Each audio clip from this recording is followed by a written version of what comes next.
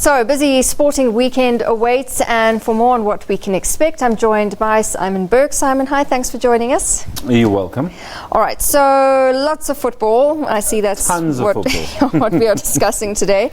Let's start with the Sundowns and Supersport in their continental action. Yes, so Sundowns, CAF Champions League, away to Wydad Casablanca. They take a 1-0 aggregate into that. It's in Morocco. All you have to do is go on YouTube and Google their fans, because it is insane. It is absolutely incredible. They call themselves the Ultras, and they put some of the European fans to shame. Oh, really? It's going to be a cauldron, an absolutely intimidating atmosphere. That match is at 10 p.m. on Saturday. But a place in the semi-final awaits the victor. So Sundowns, defending champions, a great shot for them.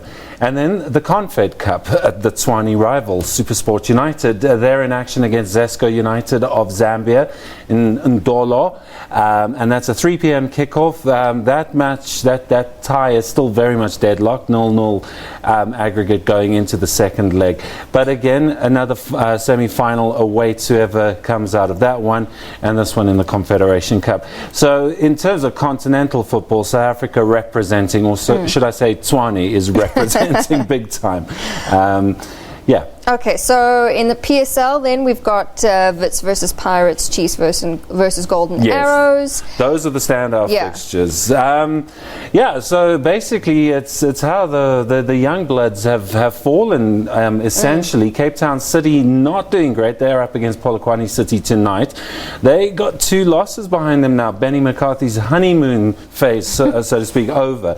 But the 2 standout fixtures is what you mentioned. That's Wits versus Pirates. That's a 6 o'clock kickoff tomorrow night. Wits in all sorts of pain.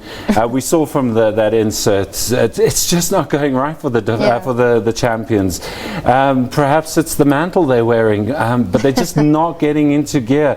Pirates, on the other hand, they're third on the log. They're doing very well. The Soweto Giants seem to have resurrected themselves this year. I mean, they sat back, they watched all these young punks taking over the scene, getting very rowdy on social media, and I think now they've decided, listen, we're actually the big clubs. Yeah. We got to do something about this. So Chiefs as well, they're fourth on the log, but they're up against a very interesting side, Golden Arrows, who are first and absolutely flying. That's an 8 o'clock kickoff on Saturday. So plenty to look forward to in the PSL. Definitely. Football kicking off big time. And staying with football, on Sunday we've got Banyana. They're up against Zimbabwe in the CAF Women's Cup. And that's quite huge. They've been doing well. They've been doing exceptionally well. Kind of shaky, but yesterday executed one of the all-time great comebacks in women's football. I mean, completely out of it, but to overturn 2-0, with 15 minutes to go, and to draw that 3-3 and take it to penalties. So they've earned their spot against Zimbabwe.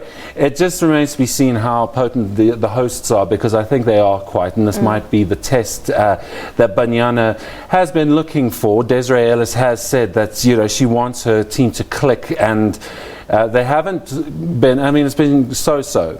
Zimbabwe is going to be the test, and that's the final. Well, go Banyana. Let's hope they take that one for us. Then we've got rugby to look forward to, although luckily it's not the Boks playing. That otherwise we'd all be unnecessarily they get a week's break after their sins. But there are some other teams playing, Cheetahs and Kings. Yes, the Pro 14.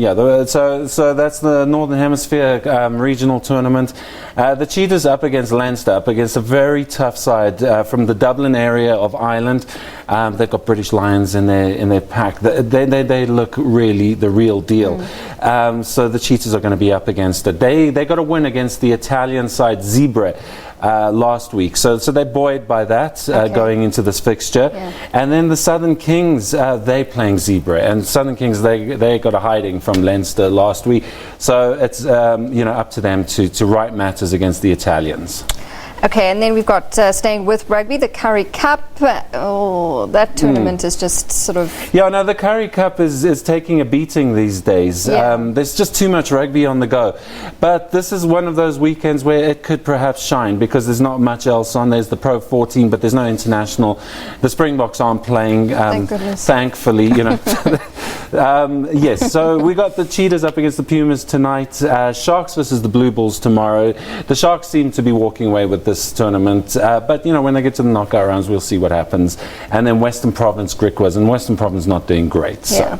Okay, and before we run out of time, let's quickly look at the tennis. They've launched that Laver Cup, and I'm a tennis fan, so this to me sounds like a good idea. Yes. More tennis for us. Look, they're trying hard. They're punting this big time, and they got Rafael Nadal and Roger Federer. Perhaps a little bit of an uneven contest, Europe versus the rest of the world. I mean, let's presuppose that Djokovic and Murray were also in the mix if they're going to the Europe team. So the rest of the world got something, you know, of a fight. But it's a very new tournament, obviously the inaugural tournament. So we'll see over the course of the next 3 days what happens and if it's successful. Because you can see from the broadcast they're trying very hard to punt it. But the tennis needs to speak. And from what I've seen of tennis lately, it doesn't need to be sold. It's you know, it's flying. So they don't need to come up with gimmicks. Well, let's hope this isn't a gimmick. No. Okay, Simon, thanks so much. We'll leave it there. Simon Burke with us, looking ahead at our sporting weekend. And that is where we